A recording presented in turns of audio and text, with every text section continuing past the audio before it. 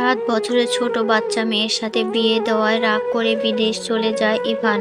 আজ 15 বছর পর নিজের বউকে ডিভোর্স দিতে দেশে ফিরে এসেছে সে। ইভান যখন বিমান থেকে নামে এয়ারপোর্টে দাঁড়ায় তখন ড্রাইভার এসে তাকে রিসিভ করে। ইভান গাড়িতে উঠে বসে এরপর বাড়ির উদ্দেশ্যে রওনা দেয়। আজ প্রায় 15 বছর পর নিজের দেশে এসেছে সে। সময়ের পরিবর্তনে তার প্রিয় শহর নতুন হয়ে গিয়েছে। ইভান গাড়ির গ্লাস ওপেন করে বাহিরের দিকে তাকায়। মিষ্টি রোদ তার নিজের শরীরে মাখে। বিদেশ থাকতে নিজের দেশকে আর এই শহরকে খুব মিস করেছে সে, কিন্তু তার আম্মুর ভুলের কারণে তাকে সবকিছু থেকে দূরে থাকতে হয়েছে। হঠাৎ করেই তার 15 বছর আগে ঘটে যাওয়া সেই দিনের কথা মনে পড়ে যায় ইভানের। অরুণা বেগম ইভানের মা, যিনি একজন গৃহিণী, আর রাশেদ চৌধুরী একজন ব্যবসায়ী। আর বাবা, শহরে তাদের বাবার অনেক সুনাম রয়েছে, কারণ তার বাবা একজন ভালো মানুষ। অরুণা বেগমের বন্ধুর নাম রাশেদা বেগম। তার স্বামী একটি অ্যাক্সিডেন্টে মারা যায়, যার ফলে বাধ্য হয়ে উনি আমাদের চৌধুরী বাড়িতে এসে থাকেন। আর একটা বাচ্চা মেয়ে ছিল তার, 7 বছরের, নাম ইনায়ারা।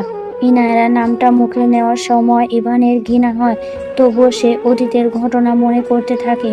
ইনায়া তখন খুব ছোট, 7 বছর বয়স তার। ইভানের বয়স তখন 15 বছর। ইভান ছোটবেলা থেকে পড়াশোনায় খুব ভালো, যার জন্য বিদেশে গিয়ে পড়াশোনা করার খুব ইচ্ছা ছিল তার। ইনায়া খুব ছোটবেলা থেকে খুব দুষ্টু প্রকৃতির মেয়ে, তবে ইভান খুব শান্ত।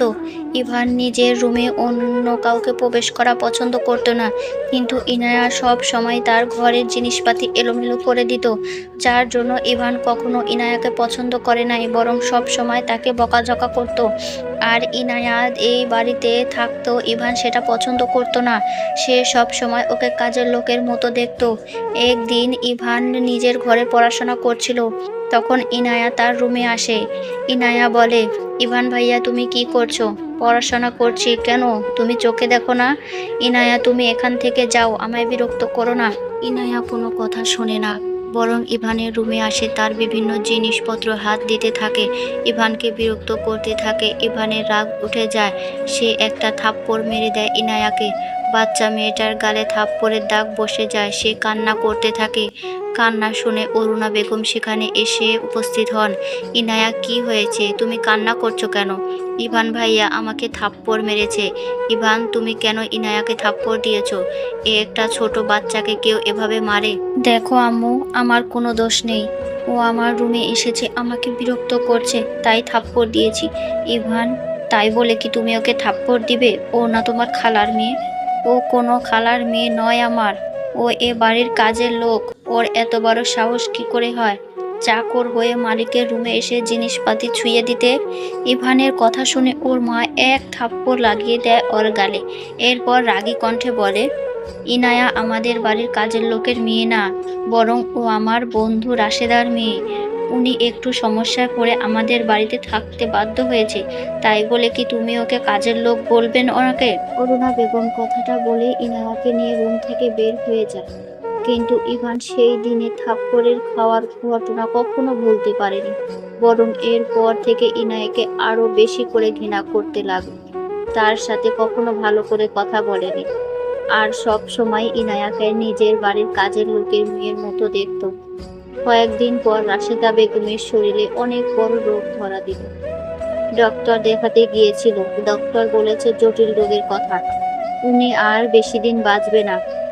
সেটা শুনে ইনায়া অনেক বেশি কান্না করে। রাশেদা বেগম নিজের মেয়ের জন্য খুব চিন্তা করে, উনি মারা গেলে তার মেয়ের কি হবে।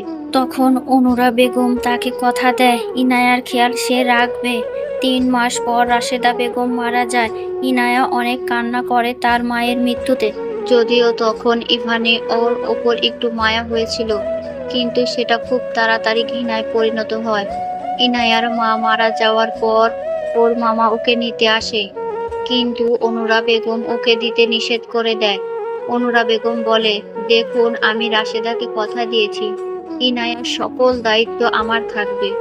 সো আপনি চলে যান, ইনায়া এই বাড়িতে থাকবে। ইনায়া এই বাড়িতে কি পরিচয় থাকবে? বাড়ির কাজের লোকের মেয়ে হিসেবে? ভবিষ্যতে ওর কি কখনো বিয়ে হবে, যখন সবাই জানতে পারবে ও এই বাড়ির কাজের লোক? ইনায়া আমার বাড়ির কাজের লোকের মেয়ে না, ও আমার মেয়ে হয়ে থাকবে। আর ওর বিয়ের সম্পূর্ণ দায়িত্ব আমার। দেখুন, আপনার কথা কি করে বিশ্বাস করব আমি? ইনায়া আমার সাথে থাকবে। দরকার হয় আমি আইনের সাহায্য নিয়ে ওকে এখান থেকে নিয়ে যাব। অরুণা বেগম কি করবে সেটা বুঝতে না পেরে নিজের ওয়াদা রাখতে হবে সেটাও চিন্তা করে। আর ওর মামা খুব লোভী। রশেদা বেগমের বাবার বাড়ির সম্পত্তির জন্য নিজের কাছে রাখতে চায় ইনায়াকে। অরুণা বেগম কোনো উপায় না পেয়ে বাধ্য হয়ে ইভানের সাথে ছোট্ট 7 বছরের ইনায়া বিয়ে দেয়। কিন্তু ইভান সেই বিয়েতে রাজি ছিল না। মা, তুমি বলেছো ইনায়াকে বিয়ে করতে, বিয়ে করেছি, কিন্তু এই কাজের মেয়েকে আমি কখনো বউ হিসেবে মেনে নেব না, এই বলে দিলাম। ইভান, ইনায়াকে তুমি এখন বউ হিসেবে মেনে নিতে বলছি না। ও বড় হোক, পড়াশোনা শেষ করুক, এরপর আবার তোমাদের দুজনের বিয়ে দেব। এটা শুধু একটা পরিচয়। ইভান আর বেশি কিছু বলল না। কিন্তু আমার পক্ষে এই মেয়ের সাথে একদিনও থাকা সম্ভব নয়।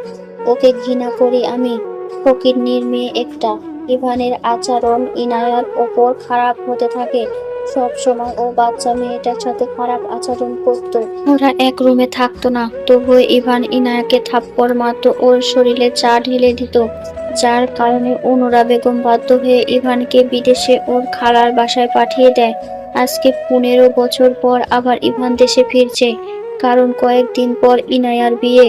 তাই ইভান আর ইনায়ার ডিভোর্স হবে। যদিও বিয়েটার কোনো আইনি বৈধতা নেই, তবুও মৌখিকভাবে ডিভোর্স হওয়াটা দরকার। ইভান নিজের অতীতের কথা মনে করতে থাকে, তবে তার জীবনে সব সময় ইনায়া নামটা ঘৃণা হয়ে থাকবে।